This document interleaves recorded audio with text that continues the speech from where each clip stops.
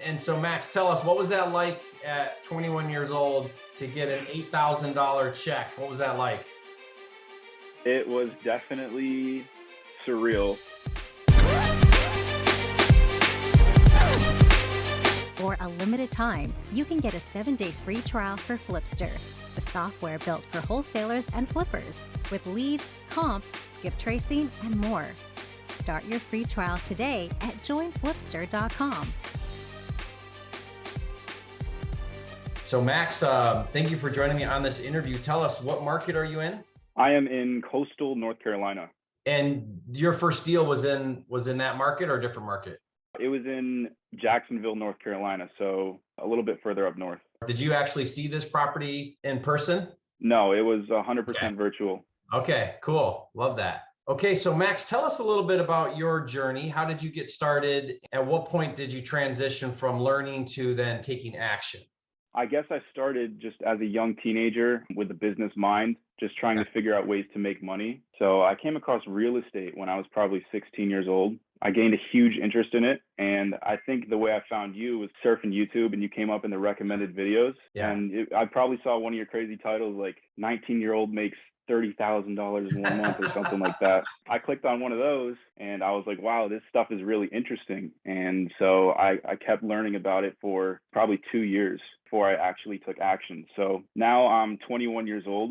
I'm about to graduate college. So I decided that I need to get started right now if I'm going to make this a part of my life. So I just followed the strategies that you teach and the things that you show in your videos. And I got my first deal way quicker than I expected too. Let's talk about it then. So that's exciting. So from when you started to make calls, right? Because that's really, to me, the point where you actually transition from learning to doing, or from, wannabe to investor, or from aspiring wholesaler to wholesaler. It's not, for me, it's not necessarily when you do your first deal. That's great. But it's when you actually pick up the phone and start talking to people and making offers. The gauge I always have is making offers, because really it's a numbers game. Like I look at wholesaling like a factory and an assembly line, and like they're widgets that are just coming down this conveyor belt. What I mean by that is, if you just pick up the phone, and you just do it enough times, somebody's going to say yes. All the stars are going to align. You're going to have the right agent or the right seller. The motivation's there. You just happen to be in the right spot at the right time. They say yes to your offer. You find a buyer, like everything just kind of aligns. And the way that you get everything to align is you just put yourself in more situations where things align. Like a good deal comes once a week if you're off the sidelines and you're in the game. The universe is rewarding you for your effort. It's just a law. It's a law of nature that it's going to happen. If you put so much in, something's going to come out. The wholesalers that are really successful and the flippers that are really successful, they really get that concept. So then they think, if I put 100 in and I get 1 out, why don't I put 1,000 in and get 10 out, or 10,000 in and get 1,000 out? Like, you know what I mean? So they start to think about scale, and they start to think about, how do I put more in to get more out? And then it's amazing. It's like, well, how are they doing so many deals? Well, they're putting more in. They're building a team. They're making more offers. They're doing more marketing. And naturally, the result is you just get more deals. Like you went this 2-year period. You're probably, I would hope you're thinking, man, I wish I would have just picked up the phone and started making the calls like earlier. Yeah. It is what it is, because everyone's on their own journeys. You can never rearview mirror this business, but I don't care where you're at in the learning stage. There's always more to learn, but pick up the phone and just start getting through the learning curve of talking to agents, talking to sellers, because nothing will teach you faster. The best scripts in the world or the best training in the world isn't going to help you grow as fast as actually just doing it and fumbling through it and learning as you go. It's like that old saying that every no is closer to that one yes. When you're on the phone and you're calling agents or you're calling sellers or whoever, you're going to get a ton of no's. You have to learn to just deflect those and just keep that momentum going. One of my favorite books of all time is Secrets of the Millionaire Mind by T. Harv Eker. And one of the things he teaches is about a millionaire mindset. And he says, when you're walking along in a parking lot or whatever, and you see a penny, you bend down, you pick up the penny, and you say, thank you, thank you, thank you. I have a millionaire mind. And it's like this declaration over a penny. I took that same kind of idea and I do it with calls now. So like when I get on a call and the answer is no, I hang up the phone and I say, thank you, thank you, thank you. I'm that much closer to a yes. And the idea here is that you start to train your mind in the way you think, that the no is actually bringing you closer. It's moving you forward. It's not setting you back. Instead of creating this negative tension or this negative association with the phone, it creates a positive association. Because if your mind is adapting the belief that picking up the phone and calling is stressful, it's rejection, it's hurtful, I feel stupid, or I don't know what I'm doing, or this doesn't work. If those start to be the feelings generated from the thought of picking up the phone, then it's going to manifest in the way that you show up. Whereas like they can say no. In fact, if you're getting too many yeses, you're probably not offering low enough. So it's good. You should get a lot of no's. That means you're doing it right. We just live for the yes, and we just know that this next one is going to be that yes. And then you show up so differently when you start calling and making offers. So from when you started picking up the phone, you said it happened pretty fast. So tell me about that. Yeah, so I was only looking at on-market deals just straight off of Zillow. So I was just browsing in Jacksonville, and I had talked to this one agent about a different house, and I made an offer, and she was like, okay, we'll see. And then she came back to me and said, they're not going to take this offer. And she was like, but I have this house that I'm about to put on the market tomorrow. I want you to take a look at it and see if you want to put an offer in. And so that house ended up being the one I did a deal on, which was awesome because I got the agent to come to me with her deal. I put really what I thought was a good offer in, and sellers accepted that same day.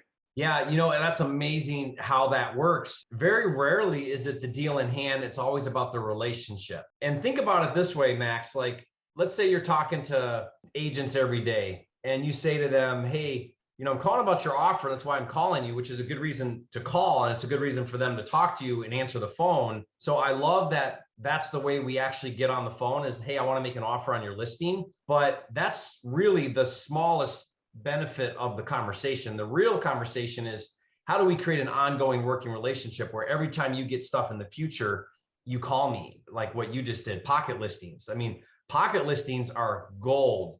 Some of my best deals are pocket listings. It's not on market yet.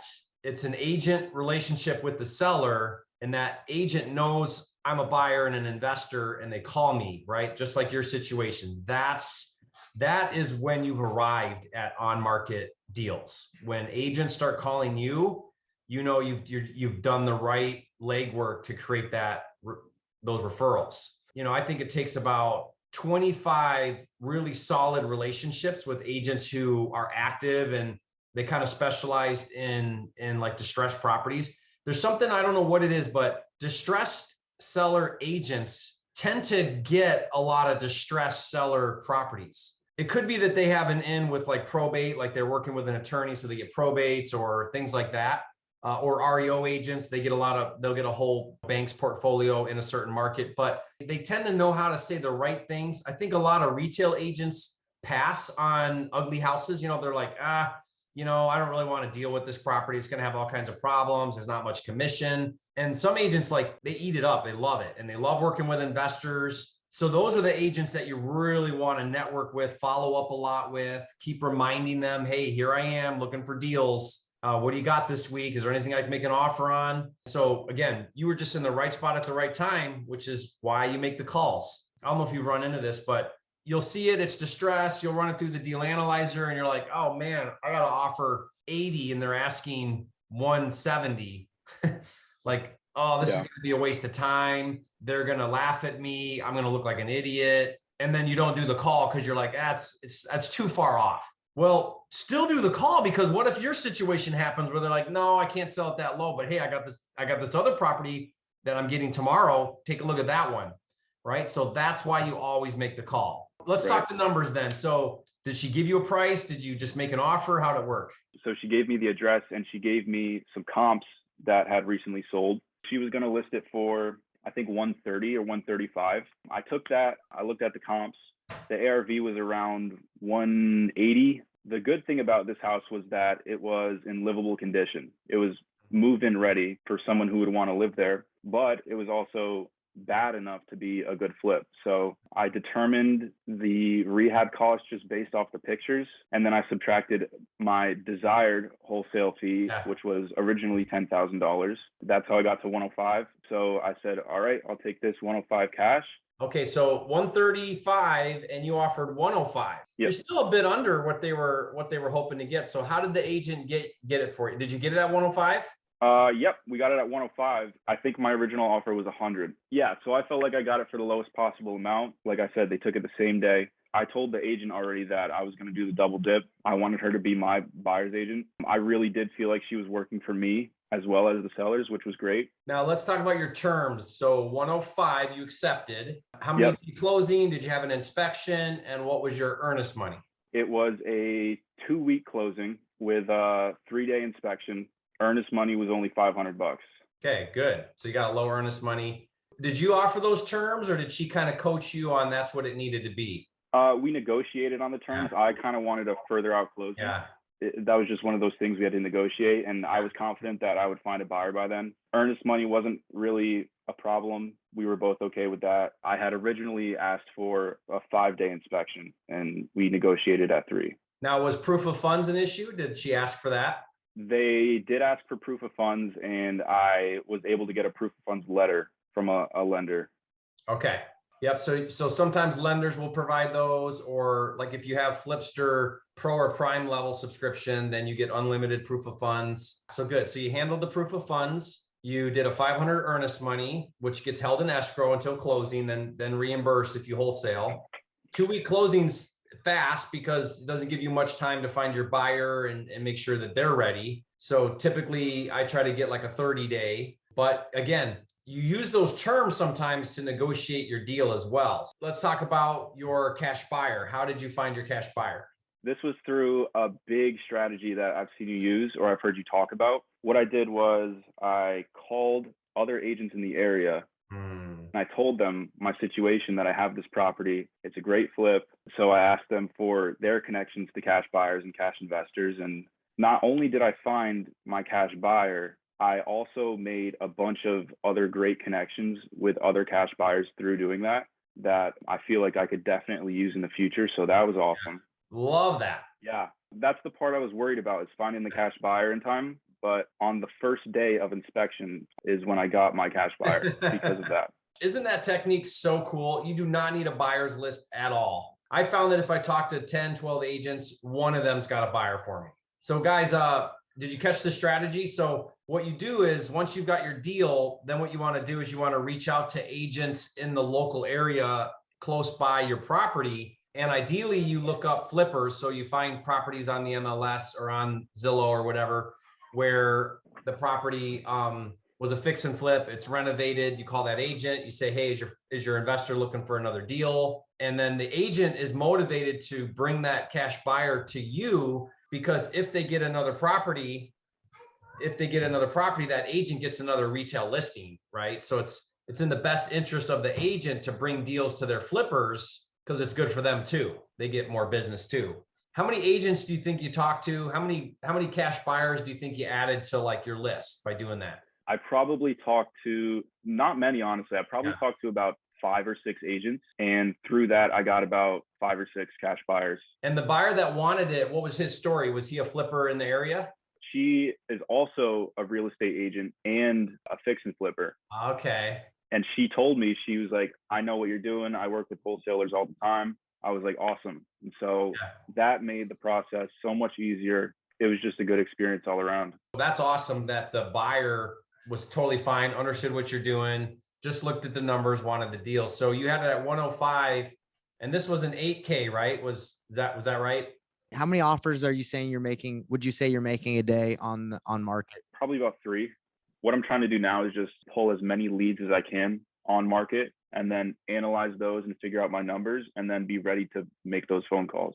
Yeah, that's great. Stay consistent. 3 is great. I know Jerry says 5. Do you find it kind of hard to do 5 a day? Is that pretty time consuming or? I mean, the phone call and the offer and even pulling the lead isn't the difficult part. It's the crunching the numbers, making sure they're accurate, determining rehab costs. That's the time consuming part for me. Max, where Nathan's going with this is clearly to move from like the onesie twosie, you want to start thinking about scale. If you think about a lot of the work that it takes to get up to the phone call where you're ready for the call and to make the offer, there's a lot of low level tasks that can be completed by a virtual assistant. So $5-6 an hour, you can start to train them to scrub your list, look up agent phone numbers, run stuff through your deal analyzer, gather enough information and have it ready. So then you just are ready to kind of pick up the phone. At that point, the next level would be you get some people now that can do calls for you, but when you start to grow out a business. But the next big step to move from doing everything yourself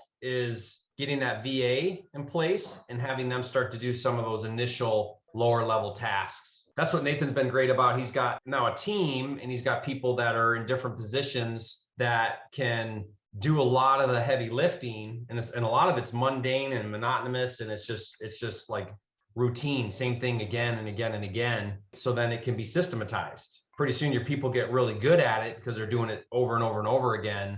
And then that just makes your job a lot easier. That makes sense? Yeah. How do you recommend I reach out to find somebody that could help me with that type of stuff? Yeah, well, there's a lot of VA services out there. There's companies that provide VA services. We have one in Flipster as well. So if you end up ever being a Flipster user, I think it's $5-6 and you can buy blocks of time.